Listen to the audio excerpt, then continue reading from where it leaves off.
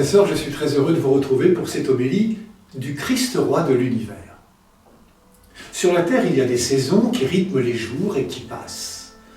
Dans la vie chrétienne aussi, il y a le temps ordinaire, le temps de Noël, le temps du carême, le temps de Pâques et le temps de l'Avent.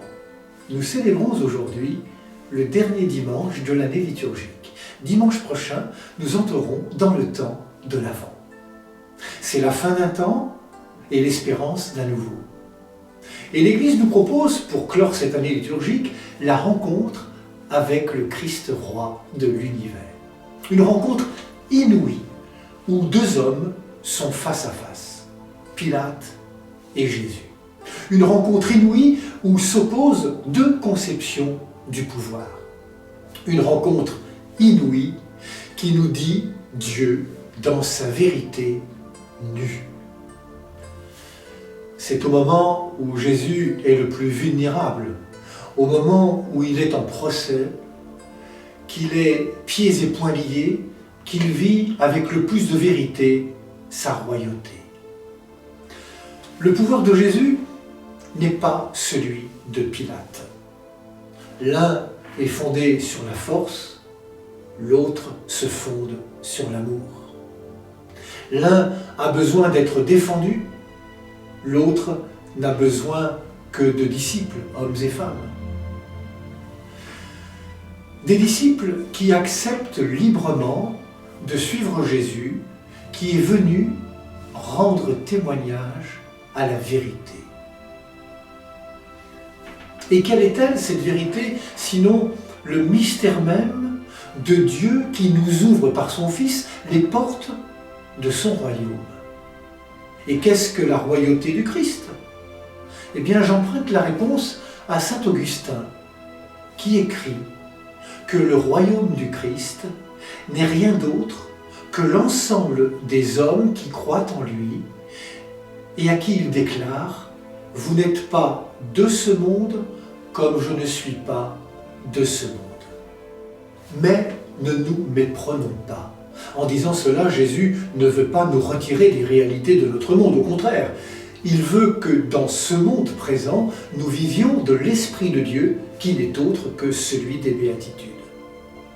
À Pilate, Jésus ne dit pas « ma royauté n'est pas dans ce monde », mais il dit « ma royauté n'est pas de ce monde ». Il ne conclut pas en disant « ma royauté n'est pas ici », mais bien « ma royauté n'est pas d'ici ». Le royaume du Christ vient d'ailleurs. Il vient naître au-dedans de notre humanité. Son royaume est bien ici, comme le bon grain est au cœur de l'ivraie. Et ce bon grain qui est Jésus dérange. Il dérange l'ordre établi. Il dérange les pharisiens et les scribes. Jésus nous dérange par ses exigences d'amour, par son choix des petits, par sa manière d'être. Le voilà humilié.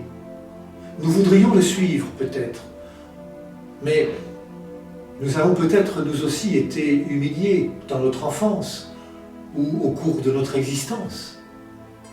Acceptons de lâcher ce qui nous retient et accueillons la main de celui qui nous appelle à le suivre. Prenons le risque de lui donner notre confiance. Jamais, Seigneur, tu n'as voulu paraître supérieur. Jamais tu n'as accepté les honneurs et les premières places. Tu es vraiment l'un des nôtres et pourtant tu es Dieu. Ta faiblesse devient ta grandeur et ta force. Tu es venu pour servir et non pour être servi.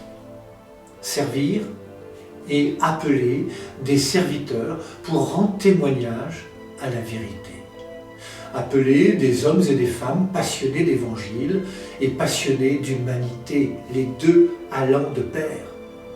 Des hommes et des femmes qui essayent de n'avoir d'autre but que l'existence de servir la vie que Dieu ne cesse de donner au monde. Vivre le royaume de Dieu, c'est vivre une qualité de présence, favoriser la rencontre et le dialogue, oser le témoignage de la fidélité, tisser la solidarité, prendre le risque du pardon, c'est vivre dans l'esprit du synode.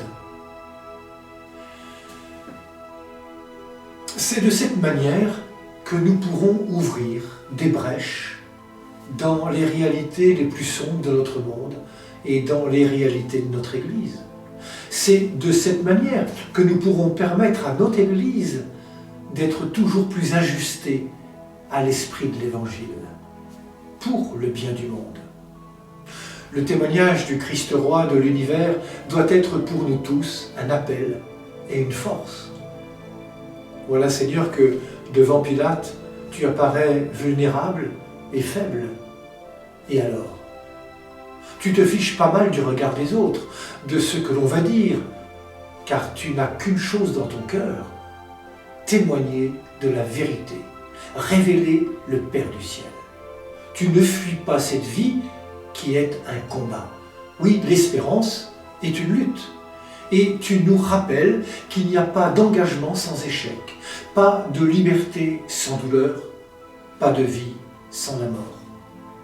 Seigneur, tu apparais faible et pourtant tu es fort, car au fond de toi, tu le sais, ce ne sont ni les belles paroles, ni les beaux discours qui construisent ton royaume, mais bien le témoignage d'une vie qui va jusqu'au bout du don et de l'amour. Alors que Pilate croit te faire taire, te supprimer, ta parole est en train de prendre racine. On ne tue pas l'amour.